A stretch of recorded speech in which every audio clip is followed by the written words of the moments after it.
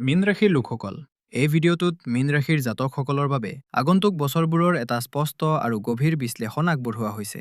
ইয়াত আমি 2026 চনৰ পৰা 2030 চনলৈকে সময়ছোৱাত গঠন হ'বলগীয়া প্ৰধান গ্ৰহৰ যোগ, মানসিক প্ৰত্যাহ্বান, সিদ্ধান্তৰ খেলিমেলি আৰু সম্ভাৱ্য সুযোগৰ বিষয়ে আলোচনা কৰিম।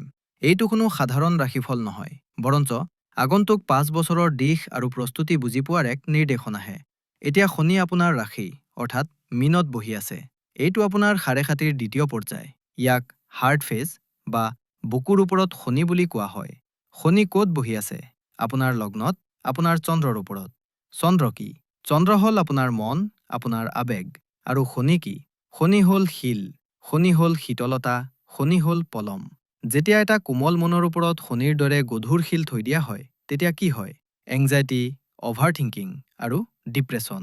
আপোনাৰ অনুভৱ হয় যে আপুনি বহুত ধীৰ হৈ পৰিছে। আগতে যিটো কাম আপুনি 1 ঘণ্টাত কৰিছিল, আজি সেইটো কাম কৰিবলৈ আপোনাক 4 ঘণ্টা লাগিছে। এক অদ্ভুত এলাহ, এক আচৰিত নিৰাশাই আপোনাক আৱৰি ধৰিছে। ইয়াক জ্যোতিষশাস্ত্ৰত আমি বিষযোগ বুলি কওঁ। ই আপোনাৰ মগজুটো বিষাক্ত কৰি তুলিছে। আপোনাৰ ভাৱ হৈছে যে আপোনাৰ কোনো আপোন মানুহ নাই। সকলো প্ৰতাৰক, পৃথিৱীখন স্বাৰ্থপৰ। দ্বিতীয়টো হ'ল ৰাহু। এতিয়া অৰ্থাৎ 2025 চনৰ শেষৰ ফালে আৰু 2026 চনৰ মাজভাগলৈকে ৰাহু আপোনাৰ দ্বাদশ ভাৱত গোচৰ কৰি আছে। দ্বাদশ ঘৰ মানে খৰচ, লোকচান আৰু চিকিৎসালয়। ৰাহুৱে ইয়াত কি কৰিছে?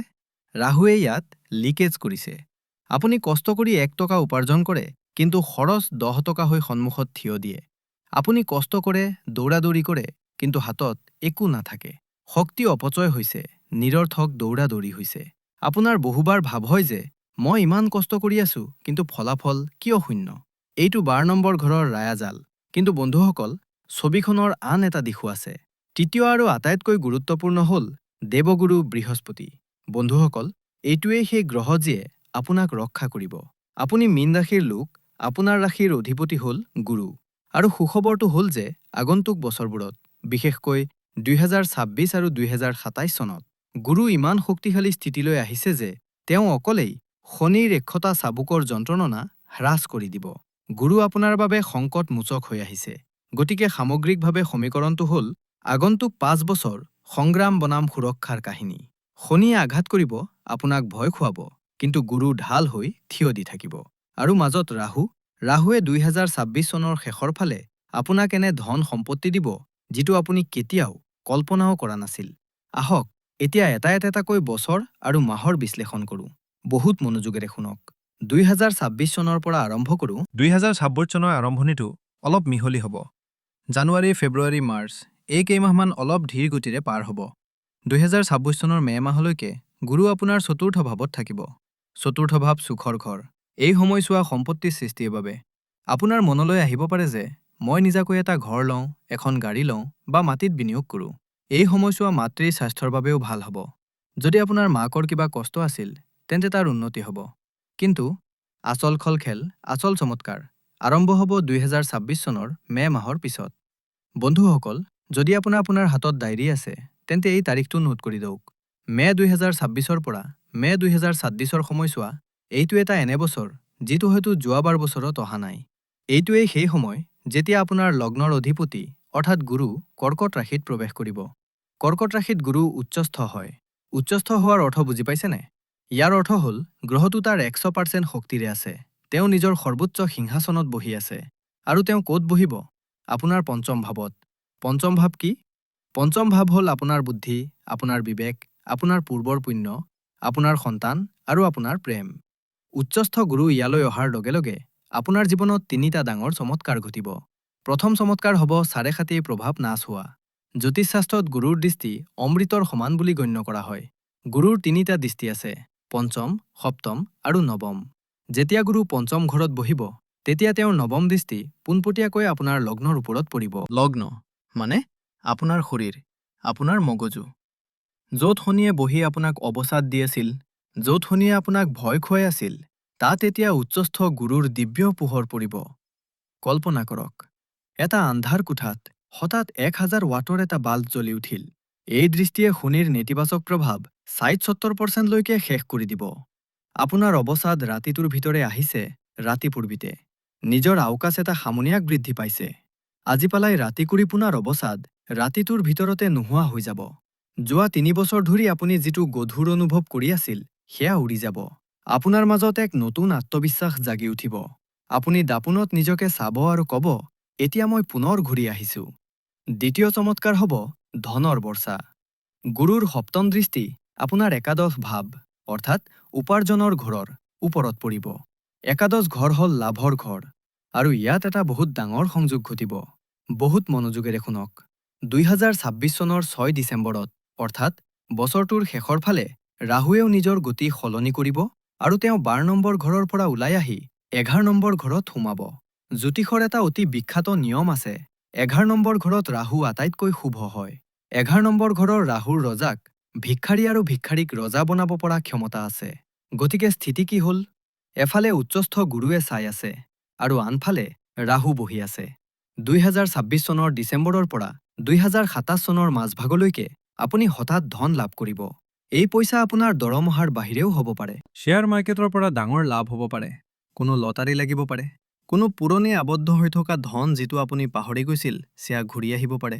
বানো ডাঙৰ ডিলৰ পৰা আপুনি মোটা কমিছন পাব পাৰে। য'ৰ পৰা আপুনি আশা কৰা নাছিল, তাৰ পৰাই পইচা আহিব। আমাৰ শাস্ত্ৰত কোৱা হৈছে, চন্দ্ৰো দদাতি ধন কাঞ্চনম। চন্দ্ৰ আৰু গুৰুৰ এই সংযোগে আপোনাক ধনৱান কৰি তুলিব। আপোনাৰ আৰ্থিক অৱস্থা সম্পূৰ্ণ সলনি হৈ যাব। তৃতীয় চমৎকাৰ হ'ব সন্তান আৰু শিক্ষা। যদি আপুনি এজন ছাত্ৰ বা পৰীক্ষাৰ্থী, তেন্তে এই সময়ছোৱা আশীৰ্বাদতকৈ কম নহয়। উচ্চস্থ গুৰুৱে আপোনাৰ বুদ্ধি কিমান তীব্ৰ আৰু তীক্ষ্ণ কৰি তুলিব যে আপুনি ডাঙৰৰ পৰা ডাঙৰ প্ৰতিযোগিতামূলক পৰীক্ষাত উত্তীৰ্ণ হ'ব পাৰিব। যদি আপুনি চৰকাৰী চাকৰিৰ বাবে প্ৰস্তুতি চলাই আছে, তেন্তে ২০২৬-২৭ চনত আপোনাৰ চাকৰি পোৱাৰ প্ৰবল যোগ আছে। আৰু যি দম্পতীয়ে সন্তানৰ সুখ বিচাৰিছে, যাৰ ঘৰত শিশুৰ মাত শুনা যোৱা নাছিল, তেওঁলোকৰ বাবে এয়া শ্ৰেষ্ঠ সময়। গুৰু সন্তানৰ কাৰকগ্ৰহ আৰু পঞ্চম ঘৰত উচ্চস্থ হৈ বহি আছে। ২০২৬ চনৰ মে' মাহৰ পিছত আপোনাৰ ঘৰলৈ নতুন আলহী অহাৰ পূৰ্ণ সম্ভাৱনা আছে। এতিয়া অলপ আগুৱাই যাওঁ। ২০২৭ চনৰ মাজভাগৰ পৰা ২০২৮ চনৰ আৰম্ভণিলৈ। ২০২৭ চনৰ মে' মাহত গুৰুৱে নিজৰ ৰাশি সলনি কৰিব আৰু সিংহ ৰাশিত অৰ্থাৎ আপোনাৰ ষষ্ঠ ভাৱত প্ৰৱেশ কৰিব। এতিয়া আপুনি ক'ব পাৰে যে গুৰুদেৱ, ষষ্ঠ ভাৱটো দেখোন ভাল নহয়। ষষ্ঠ ভাৱটো ৰোগ, ঋণ আৰু শত্ৰুৰ ঘৰ। হয়, এইটো সঁচা। কিন্তু ইয়াত এটা টুইষ্ট আছে। গুৰু ইয়াত যদিও ৬ নম্বৰ ঘৰত আছে, কিন্তু ৰাহু এতিয়াও ১১ নম্বৰ ঘৰত বহি পইচাৰ যোগান ধৰি থাকিব।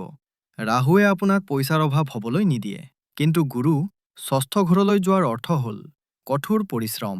২০২৭ চনৰ মাজভাগৰ পৰা ২০২৮ চনলৈকে শনি আৰু গুৰু দুয়োজনে আপোনাৰ পৰা পৰিশ্ৰম বিচাৰিব। সফলতা পাব, কিন্তু এনেই পোৱা নাযাব। আপুনি ঘামাব লাগিব। যদি আপুনি চৰকাৰী চাকৰিৰ বাবে প্ৰস্তুতি চলাই আছে বা কোনো কৰ্টৰ কেছ চলি আছে, তেন্তে ইয়াক আমি শত্ৰু বিজয়ৰ সময় বুলি কওঁ। আপোনাৰ শত্ৰুৱে আপোনাৰ সন্মুখত আঁঠু ল'ব। কৰ্ট কাছাৰীৰ গোচৰত আপোনাৰ জয় হ'ব। কিন্তু মনত ৰাখিব, এই জয় পইচা খৰচ কৰাৰ পিছতহে পোৱা যাব। আৰু হয়, স্বাস্থ্যক লৈ এটা সকিয়নি দিছোঁ। ২০২৭ চনত যেতিয়া গুৰু ষষ্ঠ ভাৱত থাকিব, তেতিয়া নিজৰ স্বাস্থ্যৰ, বিশেষকৈ পেটৰ বহুত যত্ন ল'ব লাগিব। লিভাৰ, হজম শক্তি আৰু ডায়েবেটিছৰ সমস্যাই আপোনাক আমনি কৰিব পাৰে। বাহিৰৰ খাদ্য, জাংক ফুড, তেলেতীয়া খাদ্য, এইবোৰৰ পৰা আঁতৰি থাকক, নহ'লে চিকিৎসালয়লৈ দৌৰিবলগীয়া হ'ব পাৰে। এতিয়া মই ইয়াত এটা সৰু বিৰতি লৈ বিশেষকৈ আমাৰ মাতৃ আৰু ভগ্নীসকলৰ লগত কথা পাতিম।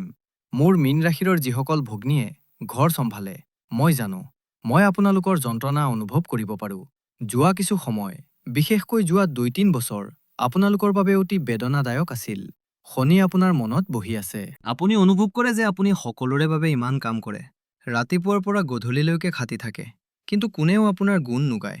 ঘৰত থাকিও এক অদ্ভুত নিঃসংগতাই, এক অৱসাদে আপোনাক আমনি কৰে। কেতিয়াবা কোনো কাৰণ নোহোৱাকৈয়ে কান্দিবৰ মন যায়। শৰীৰেও লগ দিয়া নাই। কেতিয়াবা কঁকালৰ বিষ, কেতিয়াবা আঁঠুৰ বিষ, কেতিয়াবা ভৰি ফুলা। আৰু স্বভাৱত এটা খঙাল ভাৱ আহি পৰিছে। সৰু সৰু কথাতে খং উঠা আৰু পিছত অনুতাপ কৰা। মোৰ ভগ্নীসকল, এইটো আপোনাৰ দোষ নহয়। এইটো আপুনি কৰা নাই। এইটো সেই ২০ যুগে আপোনাৰ দ্বাৰা কৰাইছে। কিন্তু আপোনালোকৰ বাবে মোৰ ওচৰত এটা ভাল খবৰ আছে। আন্ধাৰ আঁতৰিবলৈ ধৰিছে। ২০২৬ চনৰ মে' মাহত যেতিয়া দেৱগুৰু বৃহস্পতি উচ্চস্থ হৈ আপোনাৰ পঞ্চম ভাৱত আহিব, তেতিয়া আপোনাৰ জীৱনলৈ সুখ ঘূৰি আহিব। প্ৰথমতে আপোনাৰ সন্তানৰ ফালৰ পৰা আপুনি বহুত সুখ পাব। যদি সন্তান পঢ়া শুনাত দুৰ্বল আছিল, কথা শুনা নাছিল বা তেওঁলোকৰ স্বাস্থ্য বেয়া আছিল, তেন্তে 2020 চনত তেওঁলোকে আপোনাৰ নাম উজ্জ্বল কৰিব। তেওঁলোকৰ উন্নতি দেখি আপোনাৰ বুকুটো গৌৰৱত ফুলি উঠিব। দ্বিতীয়তে, 2020 চনৰ শেষৰ ফালে যেতিয়া ৰাহু 11 নম্বৰ ঘৰলৈ আহিব, তেতিয়া এই সময়ছোৱা আপোনাৰ বাবে স্বৰ্ণলাভৰ সময়।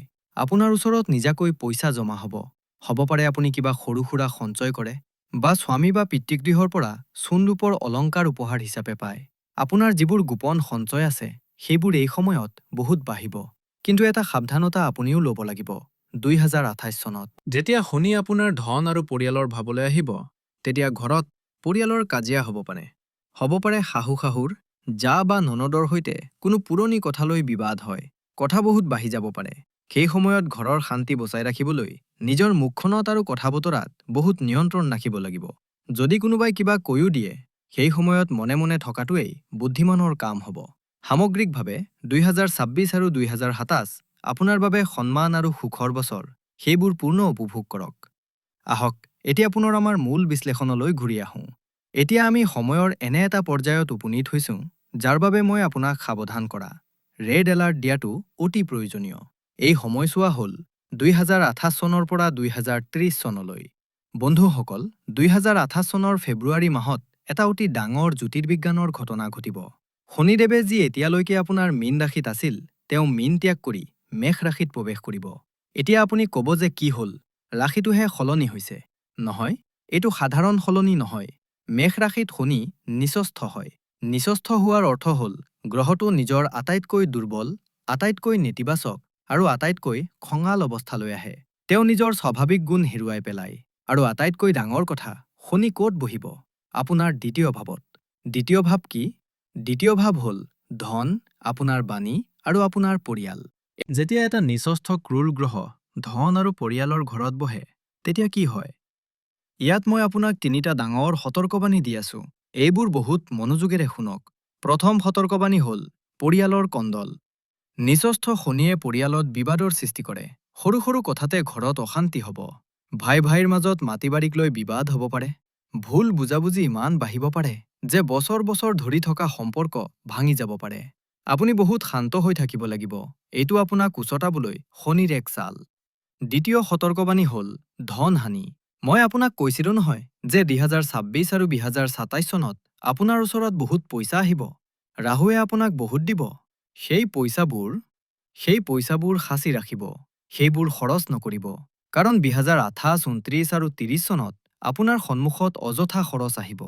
হ'ব পাৰে ঘৰত কোনোবা বেমাৰত পৰে, কোনো যন্ত্ৰপাতি বেয়া হয়, বা আন কিবা ডাঙৰ খৰচ আহে। আপোনাৰ সঞ্চিত ধন শেষ হোৱাৰ ভয় থাকিব। আৰু আটাইতকৈ গুৰুত্বপূৰ্ণ কথা, এই সময়ছোৱাত কাকো পইচা ধাৰলৈ নিদিব। তেওঁ যিমানেই আপোন বন্ধু বা আত্মীয় নহওক কিয়। যদি আপুনি 2028 চনৰ পিছত ধাৰ দিয়ে, তেন্তে বুজি লওক যে সেই পইচা ডুবিল, সেয়া আৰু ঘূৰি নাহে, আৰু লগত সম্পৰ্কটোও বেয়া হ'ব। তৃতীয় সতৰ্কবাণী হ'ল বাণী দোষ। দ্বিতীয় ঘৰটো কথা কোৱাৰো ঘৰ। ইয়াত বহি থকা নিচস্থ শনিয়ে আপোনাৰ মাতটো কঠোৰ কৰি তুলিব। আপুনি খঙত আহি এনে কিছুমান কথা কৈ দিব, যিটো আপুনি কোৱা উচিত নাছিল। আপোনাৰ শব্দবোৰ কাঁড়ৰ দৰে বিদ্ধ হ'ব, আৰু আপোনাৰ আপোন মানুহবোৰ আপোনাৰ পৰা আঁতৰি যাব। নিজৰ মুখখনত নিয়ন্ত্ৰণ ৰখাটোৱেই এই সময়ৰ আটাইতকৈ ডাঙৰ উপায়। জোখি-মাখি কথা কওক। এইটোৱেই মন্ত্ৰ আপুনি 2030 চনলৈকে মানি চলিব লাগিব। কিন্তু ভয় নাখাব। মই ইয়াত আপোনাক ভয় খুৱাবলৈ অহা নাই। প্ৰতিটো কলা ডাবৰৰ মাজতো এক ৰূপালী ৰেখা থাকে।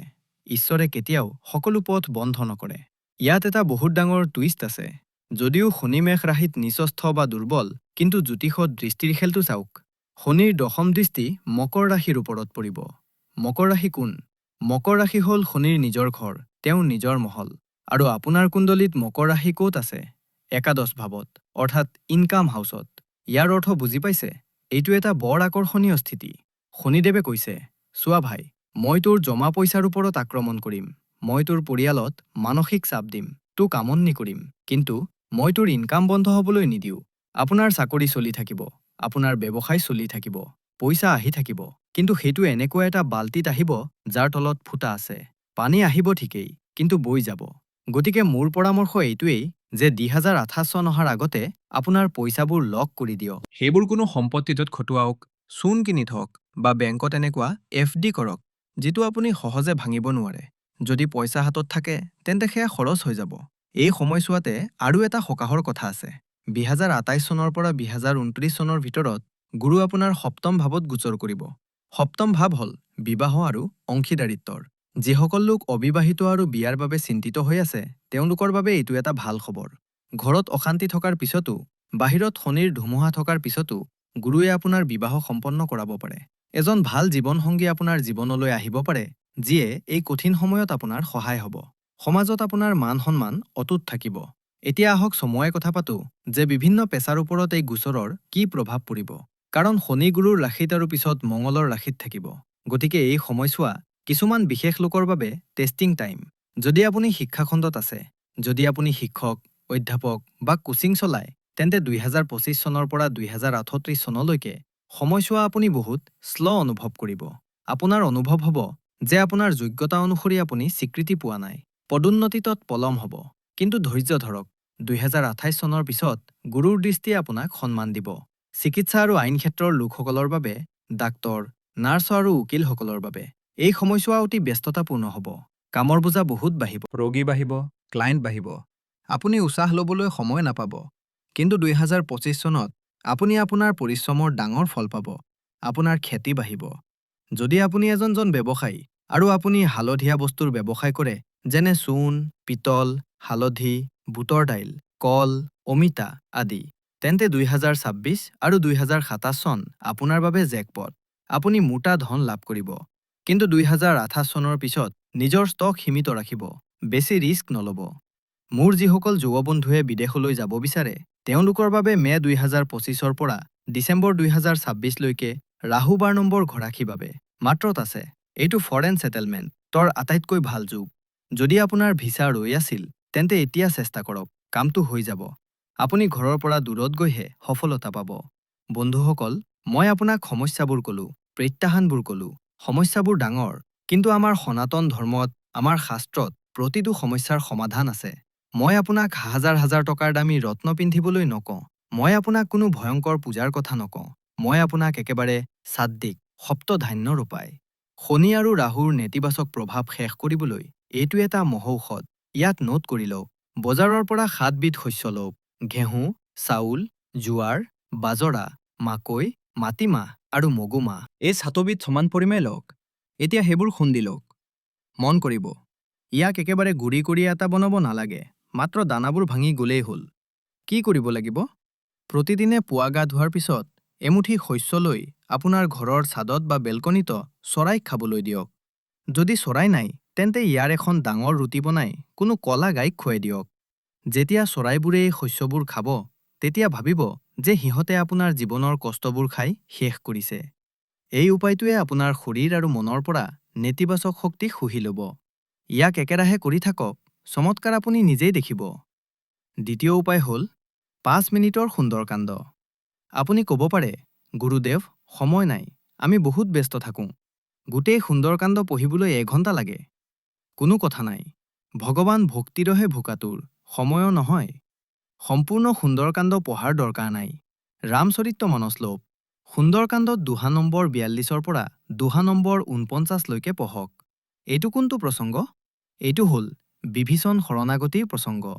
যেতিয়া বিভীষণে ৰাৱণক ত্যাগ কৰি ভগৱান ৰামৰ শৰণলৈ আহে। শনি আৰু ৰাহু কি? ভয় আৰু ভ্ৰম। আৰু ৰাম কি? অভয়। এই পাঠটো কৰিবলৈ ঘড়ী চাই মাত্ৰ 5 মিনিট লাগে। মাত্ৰ 5 মিনিট। যদি আপুনি প্ৰতিদিনে পুৱা বা সন্ধিয়া এই 7টা দোহা পঢ়ে, তেন্তে পৃথিৱীৰ কোনো গ্ৰহেই আপোনাৰ অনিষ্ট কৰিব নোৱাৰে। এইটো মোৰ দাবী। আপোনাৰ ভিতৰৰ পৰা ভয় চিৰকালৰ বাবে নোহোৱা হৈ যাব। তৃতীয় উপায়, গুৰু মন্ত্ৰ। যিহেতু গুৰুৱেই সেই গ্ৰহ যিয়ে এই গোটেই 5 বছৰীয়া চিনেমাখনত আপোনাৰ হিৰো, আপোনাৰ ৰক্ষক, গতিকে তেওঁক আৰু শক্তিশালী কৰক। প্ৰতিদিনে পুৱা 108 বাৰ গুৰুৰ বীজ মন্ত্ৰ জপ কৰক। গ্ৰাং গ্ৰিং গ্ৰৌং সহ গুৰৱে নমঃ। এই মন্ত্ৰই আপোনাৰ চাৰিওফালে এনে এক শক্তিৰ আৱৰণ তৈয়াৰ কৰিব যে নেতিবাচকতাই আপোনাক চুব নোৱাৰিব। গতিকে মোৰ মীন ৰাশিৰ বন্ধুসকল, শেষ কথাটো কি? ভয় কৰিবলৈ এৰি দিয়ক। হয়, মই মানি লৈছো যে 2025 চনৰ শেষ আৰু 2026 চনৰ আৰম্ভণি অলপ গধুৰ। হয়, মই মানি লৈছো যে 2028 চনৰ পিছত পৰিয়ালত প্ৰত্যাহ্বান আছে। কিন্তু মাজৰ সময়ছোৱা 2026 আৰু 2027 ঈশ্বৰে দিয়া সেই উপহাৰ, সেই গোল্ডেন পিৰিয়ড, যিয়ে আপোনাৰ গোটেই জীৱন সলনি কৰি দিব পাৰে। সেই সময়ৰ সুবিধা লওক, নিজৰ সম্পূৰ্ণ শক্তি খটুৱাই দিয়ক। মনত ৰাখিব, চাৰেষাতি আপোনাক ভাঙিবলৈ নহয়, আপোনাক গঢ়িবলৈ আহে, আপোনাক শক্তিশালী কৰিবলৈ আহে। চূণ জুইতো পুৰিলেহে উজ্জ্বল হয়। আপুনি এতিয়া পৰিছে যাতে কাইলৈ জিলিকিব পাৰে। নিজৰ কৰ্মৰ ওপৰত ভৰসা ৰাখক আৰু ঈশ্বৰৰ ওপৰত বিশ্বাস ৰাখক। কাৰণ মীন ৰাশিৰ আটাইতকৈ ডাঙৰ শক্তি হ'ল তাৰ বিশ্বাস। আপুনি ঈশ্বৰৰ আটাইতকৈ কাষত আছে। আশা কৰোঁ আপুনি এই গভীৰ বিশ্লেষণটো ভাল পাইছে। মই চেষ্টা কৰিছোঁ যাতে আপোনাক ভয় খুৱাই নহয়, বৰঞ্চ সত্যটো জনাই শক্তিশালী কৰি তোলো। যদি আপুনি এই ভিডিঅ'টো ভাল পাইছে, তেন্তে ইয়াক লাইক কৰিব। তলত কমেণ্ট বক্সত হৰ হৰ মহাদেৱ বা জয় শ্ৰীৰাম লিখি নিজৰ উপস্থিতি জনাওক। যেতিয়া আমি সকলোৱে মিলি প্ৰভুৰ নাম লওঁ, তেতিয়া এক সামূহিক ইতিবাচক শক্তি গঢ়ি উঠে, যিটো আমাৰ সকলোৰে কামত আহে। চেনেলটো ছাবস্ক্ৰাইব কৰিব, যাতে আমি এই যাত্ৰাত একেলগে থাকিব পাৰোঁ। আপোনাৰ আৰু আপোনাৰ পৰিয়ালৰ বহুত যত্ন ল'ব। বহুত বহুত ধন্যবাদ। শুভম ভৱতু। জয় শ্ৰীকৃষ্ণ।